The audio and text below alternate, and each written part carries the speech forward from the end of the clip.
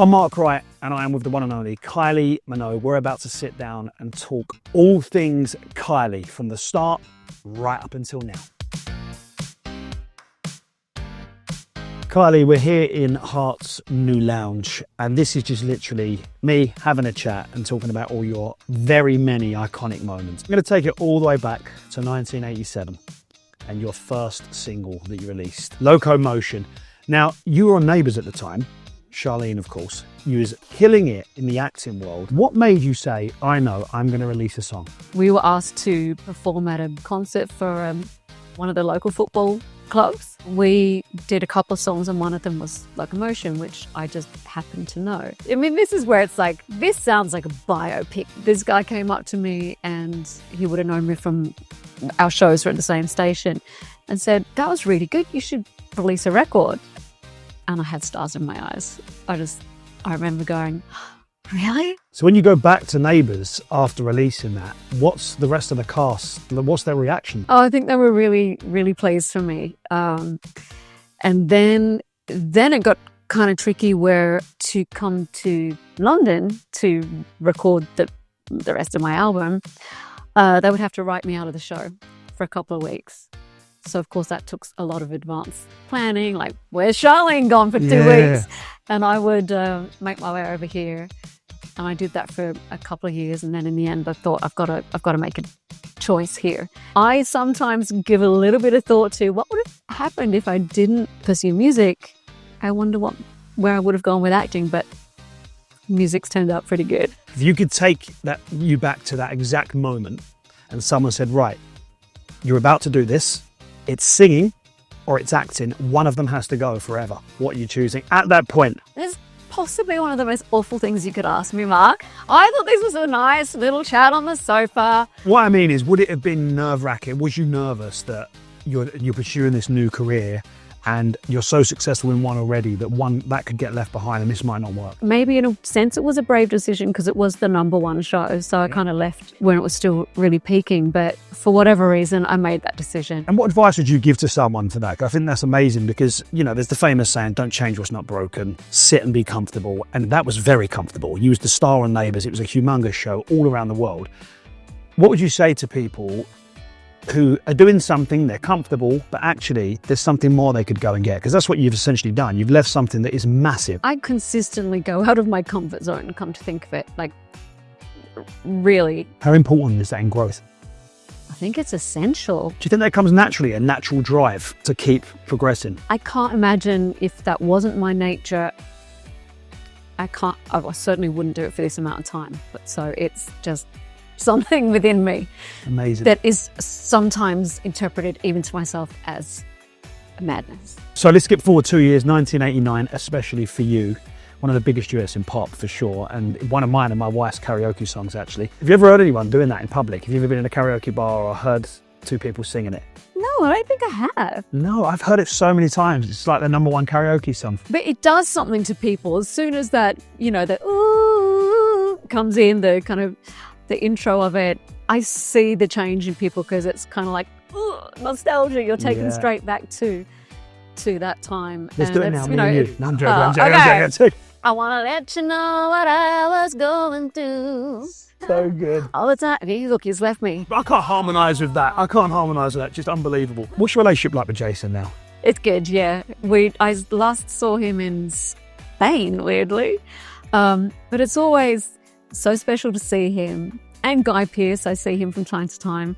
And actually, I came across some amazing pictures of the three of us just recently on set with some Neighbours promo pics. And I just think, what a time. Like, we were straight out of school.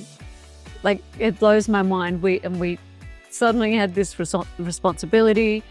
You need to know your lines. You need to get to work. You need to do this. You need to learn stuff. Be thrown into the PR machine.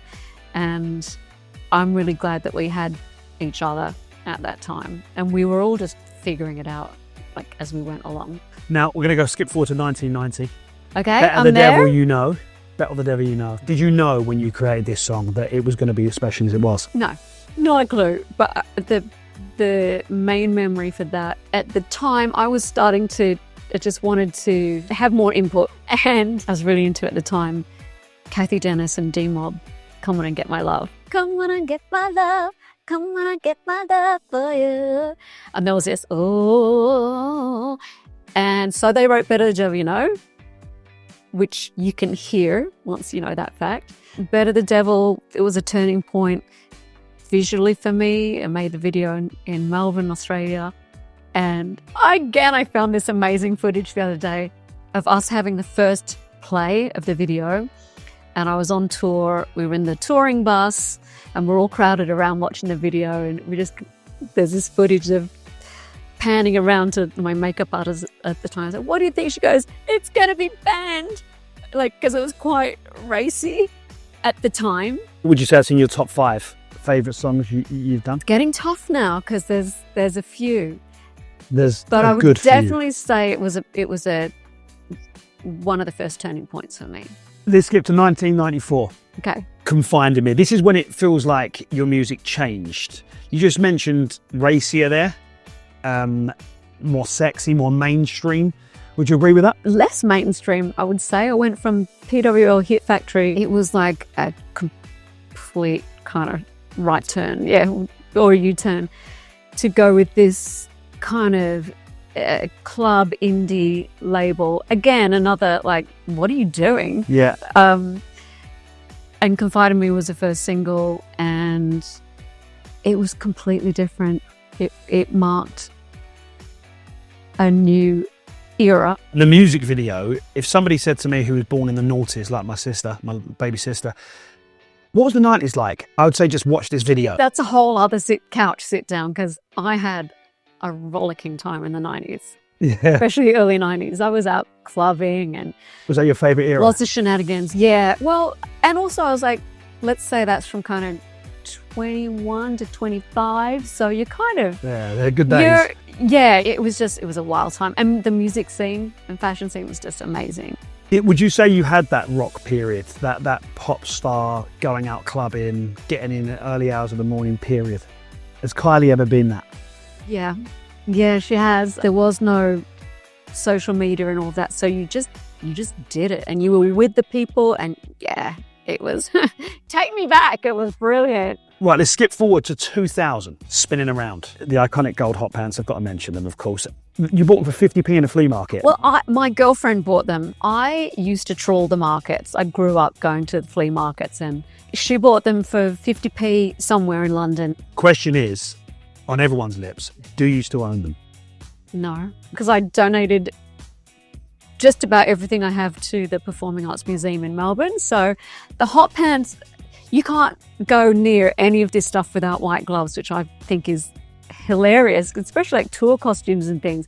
Or even the gold hot pants are there, Charlene's overalls are there, showgirl, like everything's there. So everyone has that moment, and I hope you forgive me for revealing this, but that moment when somebody becomes their number one, their pin-up. Oh, I can't get you out of my head was mine, because I literally couldn't get you out of my head. I absolutely... It was the video. Yeah, 100% was the video and the track. What was the plan behind this video? Did you have a lot of input in this video and how it was going to look? Well, it was the same director as Spinning Around, Dawn Shadforth, who's just a beautiful human. And we'd all got through Millennium, Y2K. The world didn't stop spinning, which was great. Everything came together, and it doesn't happen, like it really doesn't happen very often with the song, the video, styling, hair, makeup, choreography, dancers, edit, like everything. We saw it on the day with the white outfit. There was a moment that I recall going, wow, that looks like a campaign. And so we were quite excited. But again, who knew? You just don't know what's going to happen. But I'll forever be grateful for the synergy at that time. When that was released, I mean, it was humongous. Everyone was talking about it. It was massive. It was the song of the moment. When that happens, how quickly do you feel? Does it gradually grow, or it's happened? Something like that, it happened. I can't imagine if that was today, what it would feel like. But I remember my TV plugger at the time coming into a dressing room at one of the shows, and she just came in with this big smile and said, "You sold 400,000." Like it was going to be number one, and we just... And it was the music videos were massive. Yeah. It's when all we did was sat at home watch music videos. Yeah. I'm going to skip forward now. There's so many more we could talk about, but I know you haven't got all day. So let's just skip forward to now. 2024, Lights, Camera, Action, your new single. What's the inspiration? I think the vibe of the track is just having attitude and being quite ferocious. And, I love the lines like, "I got shades on my face, I'm looking like Lagerfeld's in Vogue." There's a lot of fashion play there. But what really got me is the track, like it pulls you in, you're on the edge, and then the beat drops and you're good to go. Lights, camera, action, that's it. What I love about you, Kylie, is artists seem to go through their years and their music changes with the times, but your music has always stayed and, continues to stay fun. It continues to make you want to party. That feels like you never want to change that. Who wants the party to end? That's a great outline. That is Who wants the party to That end? is a good one. Note, make a note. Yeah, there's other songs that are emotional, can pull at the heartstrings, but I think my songs always have a hopeful sheen to them, and They just make you feel happy. I hope so. I want you to just feel something, and feeling happy and hopeful at the end, or just feeling abandoned and happy is great as well. And I've been able to explore different genres and, dip my toe in and out at different places, but I'm very much enjoying where we're at right now. And the party definitely isn't ending soon. You've just released more tour dates because it's just so in demand. Kylie, you are just an inspiration, an amazing person, and we will love you so much. Thank you so much for spending this time with us. Mark, that was really fun. I really enjoyed it. You've I made my mean, we life. could have just gone on and on and on. Thank you for the trip down. Well, it's a lot of memory lane. I love talking about all that. Thank you so much. Well, we love hearing it. Thank you so much for listening. Kylie Minogue, The Life Of, and there's going to be a round two because there's so much more to talk about. We just couldn't get it all done. See you back on the sofa soon. Yeah.